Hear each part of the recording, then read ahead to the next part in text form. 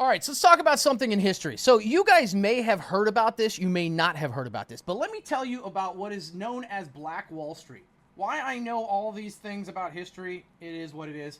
But let's talk about Black Wall Street. What is Black Wall Street? So in the 1890s, there was a land run, okay, on basically Native American territory. It was kind of a messed up thing that happened, but the U.S. government basically said, hey, you can go out to Oklahoma and you can basically stake your claim. Very cheap, if not free land out there. Now, this was Native American land, so there's some controversy about that. But after this, the slaves were freed and we had Reconstruction, you had people, both black and white, move out there. And a lot of it was around areas that had railroads and stuff like that. And it came out into Tulsa, okay? So Tulsa. Well, in the 1890s and early 1900s, segregation was very, very prominent and very, very strong. Like, you've seen stuff from the 30s, 40s, and 50s, and you thought it was bad. That ain't nothing compared to what it was like back then, okay? So in the late 1890s and early 1900s, you had Tulsa kind of blowing up. But because of segregation, everybody who was African American had to go to what's called North Tulsa. So North Tulsa was where people that were the ex-slaves and their children stuff lived, and South Tulsa was the white area, right? Well, in today's day, you would think, oh, well, that's the ghetto, or that's the low-income area. No. This was the opposite. So you ended up having a lot of people get very, very community oriented here, okay? And at one point, this was considered a black town, right? They called it something much different back then, obviously, but this was what they called a black town. And there were 50 what they called black towns in America, and 20 of them were in Oklahoma because of this land run that the government had opened up, okay? Then something happened in the early 1900s. Anybody? Anybody know what happened in Oklahoma in the early 1900s? Oil, ladies and gentlemen. There was an oil boom. So we had an oil boom, and there were a lot of people that were living there that had land and had opportunities and businesses, and there were a lot of people that migrated there, okay? And so we had a lot more inflow of people looking to make money and people already making money, okay? Now, because of the segregation and racism back then, everything north of the railroad tracks was what they called Black Tulsa or North Tulsa, and the White Tulsa or South Tulsa was there. And so what happened is that people in South Tulsa thought we're gonna put them in one little spot here and not give them the opportunities. The opposite ended up happening. We ended up seeing a very tight-knit community that had money, education, and they invested in themselves. It was a big thing that happened in investments, okay? And we ended up seeing a really big blow up in this area. Home ownership was high. The value of homes was actually, in a lot of cases, based on property values, was better in North Tulsa than it was in South Tulsa.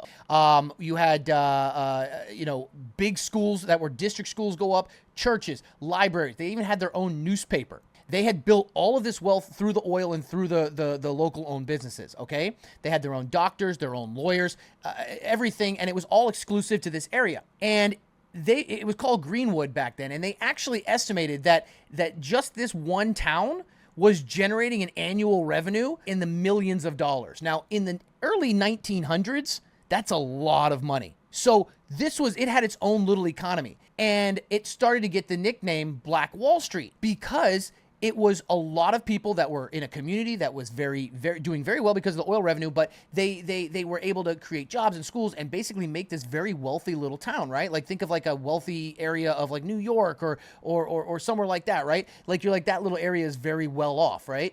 That's kind of what was happening. Tensions were always high though because of racial tensions, okay? Now, in the end of May of 1921, so beginning, I think it was the end of May 1921, there was an incident. There was an elevator operator. He was it was a teenager. I think it was like 19 or 18 or 19-year-old kid. He was a elevator operator. Or no, sorry, he was a shoe shiner, and he was going into the elevator. And it was I think it was in South Tulsa, but it doesn't matter. So there was a black shoe shiner who was about 18 or 19. They're going to the elevator. He bumped into a woman, and this was at the Drexel building in Tulsa, and this became a problem. It was an elevator operator bumped into her. Name was Sarah something, and it turned into a big deal. Okay, it was said that it was assault. Now remember, back then, okay, if you were black, you didn't have the same rights as somebody who's white. So if a white woman accused a black man of assault, that was a big deal. The newspaper in South Tulsa actually headlined the next day saying that it was an assault and that they said they were going to, and apologies, but I have to say the headline, lynch a Negro tonight. This was in the fucking newspaper. Racial tensions are high. This just happened. The newspaper that everyone's reading, because there was no internet back then, is saying this black male assaulted a white female, and they wrote in the newspaper, there will be a lynching of a Negro tonight. This was actually written. Now, this obviously ignited a lot of things. Now, I don't know about how you know about Oklahoma, but I want you to know about Oklahoma, but back then. This riled up a lot of people. So he gets sent to the jail, and he's in the jail, and a large crowd of mostly white men show up to see this lynching that they heard about. Well, there wasn't happening, but they didn't have anywhere to go. So the people from North Tulsa, the black community, heard that there was a crowd of people looking to lynch this guy who hadn't even been to trial yet, came to defend him. Well, guess what happened? Shots rang out. Because Oklahoma still doesn't have much gun, very lax gun laws. But back then, no. Okay? Shots fired. There was a huge ordeal that happened. By the next morning, thousands of white men and women, but mostly men and boys, from South Tulsa, armed and marched on North Tulsa.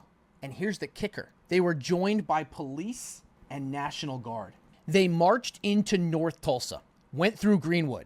And in about a 20-hour time period, they looted everything, shot residents, set fires. 35 blocks were destroyed. Almost 1,300 homes, almost all of them. Almost 200 businesses, churches, schools, hospital, everything. And based on eyewitness testimony and some forensic evidence that was looked at later on, there were actually fire bombs dropped from crop planes on the buildings as well. They burned it to the ground. Now, the local, investigators who investigated said that they only listed 36 people from North Tulsa, 36 black people from Tulsa, from North Greenwood area, as being dead. However, most people think it was in the several hundreds, and they were dumped in mass graves because there was a lot of missing people. They were then interned. The 6,000 remaining residents were interned in camps, basically where the fairgrounds were. They put them there. They wiped out everything. All the generational wealth that was being built was wiped out. No money, no house, no business, nothing. No insurance payouts, nothing. The governor then ends up declaring martial law, and nobody was prosecuted. And then guess what ended up happening a little bit later? You remember the 19-year-old boy? Or man, whatever you want to say. I don't care what you want to say. Charges were dropped. The city then rezones Greenwood into industrial, and everybody was forced to move back in there and rebuild with nothing, and it turned into a complete poverty-stricken area. Still is to this day. Now, the other thing that's crazy, and it's true, a lot of people are probably be like, you're just doing a narrative. I'm just giving you the historical fact. There's a lot of narratives on however you look at this, you could spin it. I'm just telling you. But here's something that is a fact. The state of Oklahoma censored this from all their curriculum. Records from this were destroyed and disappeared. National media was not allowed to report on this. It wasn't until 1997 that the state's commissioner had basically came out and said, yeah, this happened. So it's kind of crazy. This is a true story that happened. I'm not trying to spin a narrative or blame anybody for anything. This happened before any of us. It was a long time ago. Some fucked up shit happened, but it did happen. So now, if you ever hear the term Black Wall Street, you now know what it was and what happened. And so to Nadia yesterday, she said, that's not true. You said historically, people that are in the black community haven't had, don't have a lot of exposure to the stock market. First of all, they called it Black Wall Street. It wasn't actually stocks, okay? It's just because it was so well done because it reminded them of New York Wall Street. So number one, sit down, girl. Number two, this was a real thing that happened, and this was a very dark time and a very dark segment in our history that most people don't know about because it was literally suppressed. Like, the state of Oklahoma would not let the curriculum of their schools learn about this, and it wasn't even admitted to be real until 1997. 76 years later, almost everybody had died from that point. When you act like a child, I match your energy. Then leave, bitch. I'm not being a child. I'm literally telling you history. This is stocks, this is finance, economics, and history all in one. I thought it was a good fucking whiteboard. Now, this isn't the only Black Wall Street type thing that this happened to. Remember I said that there were 50 of them in the United States. There were 20 of them in Oklahoma. There were like almost 10 or 12 that were also not as big, but like this, and it happened differently. But this is a crazy piece of history. And whether you forget about it or you take it with you, it's kind of cool to be knowledgeable about something. How could they stop it from being reported? You know that there wasn't internet in 1921, right? You know that there wasn't TV in 1921, right? Almost nobody had a radio in their house, right? Like the only way you got information was from a newspaper. And if the newspaper was owned by people who were like agreeing with the side that did this, or were paid, or were like told not to, they didn't print it. So if the local papers in Oklahoma didn't print it, the national papers didn't print it. You see what I mean? So that was very easy to suppress back then. And remember the newspaper they had in North Tulsa? Remember they had their own newspaper? Yeah, that got burned down too. And if this piece of history upsets you, probably good. Doesn't matter what your race or what your whatever. Like this is a fucked up thing that happened. It's a very fucked up thing that happened. And I think bringing light to something, whether it makes you uncomfortable or whatever, doesn't really matter, because being more knowledgeable is never a bad thing.